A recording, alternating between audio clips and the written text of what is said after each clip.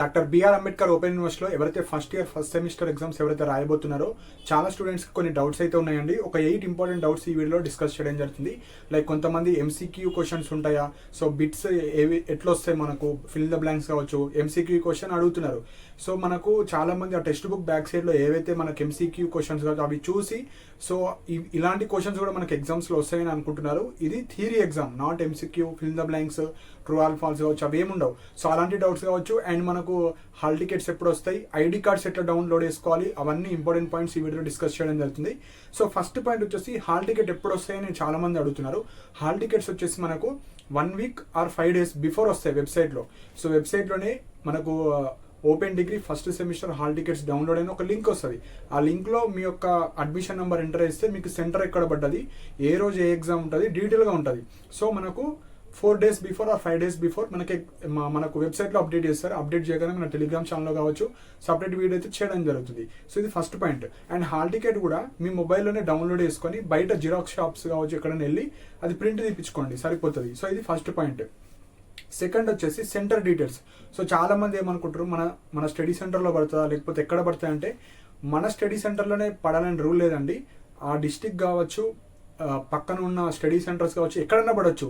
So మనకు ఆ hall ticket మీద ఉంటుంది మీకు ఏ కాలేజ్ పడ్డది, అది మీరు చూసుకోవచ్చు. థర్డ్ పాయింట్ వచ్చేసి మనకు ఎంసీక్యూ క్వశ్చన్స్ వస్తాయా, ఇది చాలా అంటే వాళ్ళకి తెలియదు. చాలా మంది ఇప్పుడు 1 వీక్ బిఫోర్ చదివే వాళ్ళు ఉంటారు. సో వాళ్ళకు ఎగ్జామ్ ప్యాటర్న్ కావచ్చు, క్వశ్చన్ పేపర్స్ కావచ్చు, వాళ్ళకి ఏం తెలియదు. కాబట్టి చాలా మంది మిస్టేక్ ఏం చేస్తున్నారంటే, ఎంసీక్యూ క్వశ్చన్స్ వస్తాయి కాబట్టి మేము ఎవరైనా అడిగి రాద్దామని అలా అనుకుంటున్నారు. అలా ఎంసీక్యూ క్వశ్చన్స్ కావచ్చు ఏం రావు, మొత్తం థియరీ క్వశ్చన్సే. Section A, section B, section C, ఏ పేపర్ అయినా 3 సెక్షన్స్ ఉంటాయి. సెక్షన్ ఏలో కొన్ని క్వశ్చన్స్ ఇస్తారు, అందులో నుంచి ఇన్ని రాయండి అని వస్తారు, అది section A. Section below with in the choice ఇస్తారు, ఒకే క్వశ్చన్లో 2 క్వశ్చన్లు ఇస్తారు, ఆ రెండిట్లో ఒకటి రాయాలి, అది సెక్షన్ బి. సెక్షన్ సి వచ్చేసి లాంగ్ క్వశ్చన్, పెద్ద లాంగ్ క్వశ్చన్ 2 ఇస్తారు, ఒకటి రాసుకోవాలి. So section A, section B మొత్తం థియరీయే, ఎలాంటి ఎంసీక్యూ కానీ ఏముండవు. Next fourth, ID card.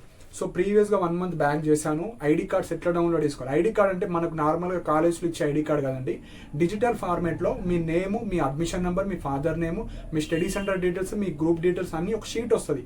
ఆ షీట్ కొన్ని స్టడీ సెంటర్లో కావచ్చు, కొన్ని సెంటర్స్లో కావచ్చు అడుగుతారు, అన్నిట్లో అడగరు.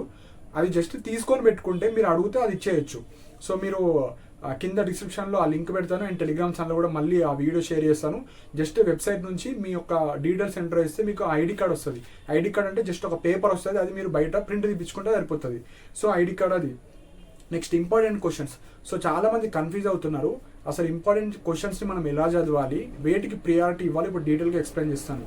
సో మెయిన్ కాన్సెప్ట్ వచ్చి స్టూడెంట్స్ ఫెయిల్ అవ్వకుండా చేయడం మెయిన్ మోటివ్ ఎవరైనా ఇంపార్టెంట్ క్వశ్చన్స్ అంటే. సో ఇప్పుడు ఎగ్జాంపుల్ మనకు ఒక యూనిట్ ఉంది, ఎగ్జాంపుల్ ఫస్ట్ యూనిట్ ఉంది ఎగ్జాంపుల్. ఆ ఫస్ట్ యూనిట్లో 2 పార్ట్స్గా ఉంటుంది, ఏ యూనిట్ అన్నా. First part of the unit కొన్ని క్వశ్చన్స్ ఉంటాయి, second part of the unit కొన్ని క్వశ్చన్స్ ఉంటాయి. సో ఎగ్జామినర్కి మనకు కొన్ని గైడ్ లైన్స్ ఉంటాయి, క్వశ్చన్ పేపర్ ఇలానే ప్రిపేర్ చేయాలి అని గైడ్ లైన్స్ ఉంటాయి. ఆ గైడ్ లైన్స్ ప్రకారంగానే వాళ్ళు ప్రిపేర్ చేస్తారు. Only first 2 units, only first 3 units నుంచి క్వశ్చన్స్ అన్నీ రావు. సో వాళ్ళ గైడ్ లైన్స్ ఉంటాయి కాబట్టి అన్ని యూనిట్స్ నుంచి వచ్చేలాగా వాళ్ళు డిజైన్ చేస్తారు. సో ఇప్పుడు మెయిన్ పాయింట్ వచ్చేసి ఎవరైతే క్వశ్చన్స్, ఇంపార్టెంట్ క్వశ్చన్స్ కావచ్చు, క్వశ్చన్ అండ్ ఆన్సర్ తీసుకున్న వాళ్ళకి ఇప్పుడు డీటెయిల్గా ఎక్స్ప్లెయిన్ చేస్తాను. సపోజ్ ఒక యూనిట్లో 5 స్టార్స్ ఉన్నాయన్నీ లాంగ్గా రావడానికి ఛాన్స్ ఉంటుంది. 3 స్టార్స్ కావచ్చు, 4 స్టార్స్ కావచ్చు, అవి షార్ట్గా రావడానికి ఛాన్స్ ఉంటుంది. సో ఇప్పుడు నేను విత్ ఇన్ ద యూనిట్లోనే first, second, third, fourth questions ఉంటాయి కదా, దాంట్లో ఫస్ట్ క్వశ్చన్ రావడానికి 100% ఛాన్సెస్, దాని కింద సెకండ్ క్వశ్చన్ రావడానికి 75%, దాని కింద థర్డ్ 50%, దాని కింద ఫోర్త్ 30%. సో మీరేం చేయాలి, ఆ 4 చదవకపోయినా ఆ లాంగ్ క్వశ్చన్లోనే ఫస్ట్ 2 అన్న చదవండి. నెక్స్ట్ షార్ట్ 3 స్టార్ క్వశ్చన్స్ ఉంటాయి, అందులో మనకు ఫస్ట్ క్వశ్చన్ ఏదైతే ఉంటుందో అది ఎక్కువ రావడానికి ఛాన్స్ ఉంటుంది, దాని కిందది 75%, దాని కిందది 50%. సో ఫస్ట్ 2 చదివినా సరిపోతుంది. కానీ నా సజెషన్ ఏంటంటే, మీరు అన్ని యూనిట్స్ చదవడం కన్నా first 5 units, first 6 units, first 4 units నేను ఇచ్చిన క్వశ్చన్స్ అన్ని పర్ఫెక్ట్గా చదువుకుంటే మీకు ఏ క్వశ్చన్ వచ్చినా రాసేటట్టు ఉంటారు. సో ఈ విధంగా ఉంటుంది.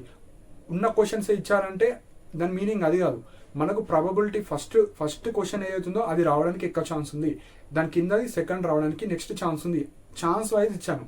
సో ఆ విధంగా మీరు అర్థం చేసుకోవాలి క్వశ్చన్స్ అయితే. సో ఇప్పుడు మీరు 10 యూనిట్స్ ఉంటే కనీసం 5 యూనిట్స్ అన్నా చదవాలి. 50% ఆఫ్ ద యూనిట్స్ చదువుకొని వెళ్ళండి. మరీ బార్డర్ పాస్ కావాలి, నేను జస్ట్ పాస్ కావాలంటే ఫస్ట్ 4 యూనిట్స్ కంప్లీట్గా ఉన్న క్వశ్చన్స్ అన్నీ చదువుకోవాలి. మరీ కొంతమంది అయితే నాకు ఒక క్వశ్చన్ కావాలి 2 క్వశ్చన్లు అంటే ఎట్లా ఇస్తారని అట్లా ఇవ్వరండి ఎవ్వరు కూడా. ఎందుకంటే ఇచ్చినా కూడా తప్పు అవుతుంది. ఎందుకు చెప్తాను. సో స్టూడెంట్ పాస్ అవ్వాలి ఫస్ట్ కాన్సెప్ట్. ఎప్పుడైనా ఎగ్జామినర్ ఎట్లా చేస్తారంటే 3 సెట్స్ ఉంటాయి. అంబేద్కర్ ఓపెన్ యూనివర్సిటీలో వాళ్ళు ఒక సెట్ చేయరు, 3 సెట్స్ చేస్తారు. కాబట్టి సెట్ ఏలో వాళ్ళు ప్రిపేర్ చేసేటప్పుడు ఒక యూనిట్లో 4 క్వశ్చన్స్ ఉంటాయి. సెట్ ఏలో ఒక క్వశ్చన్ ఇచ్చేసింది అనుకో, సెట్ బిలో ఆ క్వశ్చన్ రాదు, సెట్ సిలో ఆ క్వశ్చన్ రాదు. సో ఇక్కడ 4 క్వశ్చన్లు ఉంటే ఏదో ఒక సెట్లో ఒక క్వశ్చన్ రిపీట్ అవుతుంది. అంటే ఇప్పుడు ఎగ్జాంపుల్ ఒక క్వశ్చన్ పేపర్లో 20 క్వశ్చన్స్ ఇవ్వాలనుకుంటే నెక్స్ట్ సెట్ బిలో ఇందులో నుంచి 4-5 క్వశ్చన్స్ రిపీట్ అవుతాయి. సెట్ సిలో ఒక 5-6 క్వశ్చన్స్ మాత్రమే రిపీట్ అవుతాయి. సో ఆల్మోస్ట్ అన్ని సెట్లో ఒక 10 to 12 క్వశ్చన్స్ డిఫరెంట్ ఉంటాయి.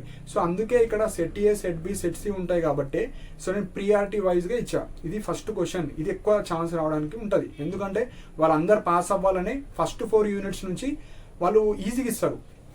5th, 6th, 7th నుంచి కొద్దిగా ర్యాండమ్గా ఇస్తారు. అంటే ఎవ్రీ ఇయర్ రిపీట్ అయినాయి కాకుండా ఎగ్జాంపుల్ ఒక 7th యూనిట్లో 2 క్వశ్చన్లు ఉన్నాయి ఇంపార్టెంట్. ఈ ఇయర్ అది ఇచ్చారనుకోండి, నెక్స్ట్ ఇయర్ వేరేది ఇస్తారు. ఆర్ సెట్ ఏలో ఈ క్వశ్చన్ ఇస్తే సెట్ బిలో ఇట్లా ఇస్తారు. ఎందుకంటే వాళ్ళ గైడ్ లైన్స్ ఉంటాయి. ఒక పర్సన్ చేసిన తర్వాత మళ్ళీ వెరిఫై చేస్తారు, వేరే పర్సన్ వెరిఫై చేసి వాళ్ళ గైడ్ లైన్స్ ప్రకారంగా ఫస్ట్ యూనిట్ నుంచి ఉందా, సెకండ్ యూనిట్ నుంచి ఉందా అన్ని దాని తర్వాతనే వాళ్ళు పబ్లిష్ చేస్తారు. Only first 4 units, first 3 units నుంచి ఇవ్వరు. అందుకే ఎవరైతే ఇంపార్టెంట్ క్వశ్చన్స్ కావచ్చు, క్వశ్చన్ అండ్ ఆన్సర్స్ తీసుకున్నారో అవి మీరు ప్రాపర్గా చదవండి. అంటే 4 యూనిట్స్ అంటే 4 యూనిట్స్ నుంచి ఏ క్వశ్చన్ వచ్చినా రాసేటట్టు ఉండాలి. అప్పుడే మీరు పాస్ అవుతారు. సో అది ఇంపార్టెంట్ పాయింట్. ఎందుకంటే టైం ఉంది కాబట్టి. అండ్ చదివేటప్పుడు కూడా డెప్త్గా చదవకండి. మొత్తం మనకు ఒక క్వశ్చన్ ఇస్తే ఓకే, మనం కనీసం ఒక హాఫ్ పేజ్, ఒక వన్ పేజ్ దాంట్లో ఉన్న పాయింట్స్ రాయగలుగుతాం అన్నట్టు చదవాలి. అంటే న్యూస్ పేపర్ రీడింగ్ లాగా చదవాలి. ఒక క్వశ్చన్ని చదువుతూ అందులో ఉన్న 4-5 పాయింట్స్ పక్కన రాసుకొని అవే రివిజన్ చేస్తే మనకు కొద్దిగా ఈజీగా ఓన్ వేగా రాసుకోవచ్చు. ఆ విధంగా చదవండి. మొత్తం ఒక క్వశ్చన్ మీద హాఫ్ అన్ అవర్, 1 అవర్ అట్లా కూర్చోకండి. జస్ట్ 15 మినిట్స్ ఎవ్రీ 1 అవర్కి ఒక యూనిట్ అయిపోయేటట్టు చదవాలి.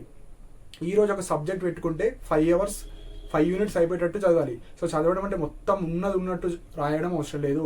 ఇవి open degree exams, semester exams కాబట్టి ఎవ్వరు కూడా సార్ వాళ్ళు కూడా అందులో టెక్స్ట్ బుక్లో ఉన్నది రాయరు. వాళ్ళు ఏం నేర్చుకున్నారు ఆ క్వశ్చన్లో అది మాత్రమే రాస్తారు. సో ఆ విధంగా థింక్ చేసి మీరు రాయండి. మొత్తం బుక్లో ఉన్నట్టు ఈ పాయింట్ తర్వాత ఈ పాయింట్ అట్లా రాయకండి. జస్ట్ ఓన్గా మీకు ఇప్పుడు ఎగ్జాంపుల్ మీకు ఒక ఎస్ఏ రైటింగ్ రాయండి అంటే మీరు ఎట్లా ఓన్గా థింక్ చేస్తూ రాస్తారు. కానీ రిలవెంట్గా రాయాలి. ఆ క్వశ్చన్కి మెయిన్ బుల్లెట్ పాయింట్ ఏమి ఇచ్చారు దానికి రిలేటెడ్ అయినది రాస్తూ కొద్దిగా ఎలాబరేట్ చేస్తూ మీకు నచ్చిన మీ ఓన్ వ్యూ పాయింట్లో రాయండి. సో ఎవ్వరు టెన్షన్ పడకండి, చాలా ఈజీగా పాస్ చేస్తారు. సో మీరైతే టెన్షన్ పడకండి. మీరు చదివింది ప్రాపర్గా మీరు దానిలో ప్రాపర్గా రాస్తే సరిపోతుంది. సో కన్ఫ్యూజ్ అవ్వకండి. సో కనీసం 2 క్వశ్చన్లన్నా చదివి వెళ్ళండి. సో నా సజెషన్ చదివేది 4 యూనిట్స్ పక్కా అన్ని చదువుకొని వెళ్తే పక్కా పాస్ అవుతారండి. ఇది అయితే damn sure. First 4 units any subject అవి కంప్లీట్గా చదువుకొని వెళ్ళండి, పక్కా పాస్ అవుతారు. మిగతా యూనిట్స్ చదవకపోయినా ఏదో ఒకటి రాసి వచ్చేస్తే సరిపోతుంది. సో నెక్స్ట్ వచ్చేసి previous years question paper. So చాలా ఇంపార్టెంట్. ఎందుకంటే కొంతమందికి అసలు సెక్షన్స్ ఎన్ని ఉంటాయి, ఎన్ని క్వశ్చన్స్ వస్తాయి, ఎన్నిలో చాయిస్ ఆల్రెడీ ప్రీవియస్ వీడియోస్లో చేశాను. సో కొంతమంది చూస్తలేరు. చూస్తే మీకు ఒక ఐడియా వస్తుంది. సో చూడండి, కింద డిస్క్రిప్షన్లో లింక్స్ ఉంటాయి. సో మీకు కావాలంటే ప్రీవియస్ ఇయర్స్ క్వశ్చన్ పేపర్స్ కూడా డౌన్లోడ్ చేసుకోవచ్చు. కింద వెబ్సైట్ లింక్స్ ఉంటాయి. ఇంపార్టెంట్ క్వశ్చన్స్ కావచ్చు, ఆన్సర్స్ కావచ్చు, అన్నీ ఉంటాయి. సో డౌన్లోడ్ చేసుకోవచ్చు. ఒక ఐడియా వస్తుంది అసలు క్వశ్చన్స్ ఎట్లా వస్తాయి. అండ్ మనము అనుకున్న క్వశ్చన్ని డిఫరెంట్ వేగా కూడా అడగవచ్చు. అతను మనకు ఎంత డిఫరెంట్ అడిగినా ఈ క్వశ్చన్కి ఆన్సర్ అని మనం రికగ్నైజ్ చేసుకొని రాసుకోవాలి.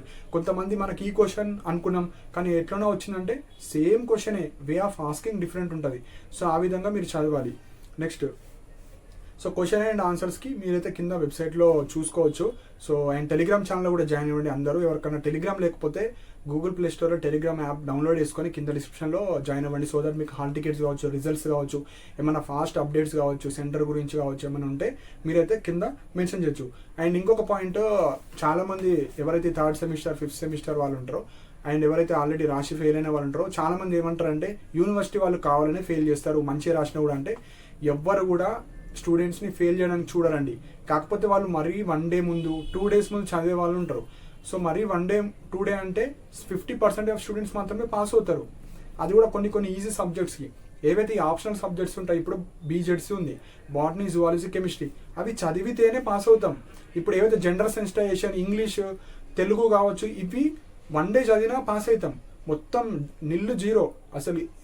ఇంగ్లీష్ కావచ్చు, ఇంగ్లీష్ మనం రాసుకోవచ్చు, కన్వర్జేషన్స్, ఫార్మల్ రైటింగ్ కావచ్చు, అవి చదవకపోయినా రాయొచ్చు. కానీ ఇప్పుడు బీజెడ్సీ కావచ్చు, సోషాలజీ కావచ్చు, ఏవైతే కోర్ సబ్జెక్ట్స్ ఉంటాయో అసలు మీకు జీరో నాలెడ్జ్తో రాస్తే ఫెయిల్ చేయరా? వీళ్ళందరూ ఎవరంటే జస్ట్ 1 డే రోజు చదివే వాళ్ళు ఉంటారు. సో వాళ్ళు ఏదేదో రాస్తారు, సో మేము మంచిగా రాసినాము, ఫెయిల్ చేస్తారంటారు. సో మీరు నెగిటివ్గా తీసుకోకండి దాన్ని. సో మీరు ఎవరైతే చదువుతున్నారో కనీసం 1 వీక్ 10 డేస్ బిఫోర్ చదువుతున్నారో పక్కా పాస్ అయిపోతారు. మంచి మార్క్స్ వస్తాయి. పాస్ అవ్వడమే కాదు, 60 to 70, 80% వచ్చిన వాళ్ళు కూడా ఉన్నారు 1 వీక్ చదివి. అది కూడా ఇంటర్ బ్యాచ్ వాళ్ళు చాలామంది సో ఉంటారు కాబట్టి సో మీకు కూడా పాసిబుల్ అవుతుంది. సో చదవండి. సో జస్ట్ 1 వీక్ చదివితే అయిపోతుంది. సో సింపుల్గా వస్తాయి క్వశ్చన్స్, మీకు వచ్చింది రాస్తే సరిపోతుందండి. సో ఇవి ఇంపార్టెంట్ పాయింట్స్. సో కింద డిస్క్రిప్షన్లో అన్ని లింక్స్ ఉంటాయి. సో అవి క్లిక్ చేసుకొని మీరైతే డౌన్లోడ్ చేసుకోవచ్చు. అండ్ టెలిగ్రామ్ ఛానల్లో జాయిన్ అవ్వండి. మన ఇంపార్టెంట్ అప్డేట్స్ కావచ్చు అన్నీ వస్తాయి, నేను అందులో ఇవ్వడం జరుగుతుంది. సో ఇంకా ఏమైనా డౌట్స్ ఉంటే మీరు కింద కమెంట్ సెక్షన్లో మెన్షన్ చేయండి. అండ్ ఇలాంటి అప్డేట్స్ కోసం మన ఛానల్ సబ్స్క్రైబ్ చేసుకోండి. And thank you for watching my video.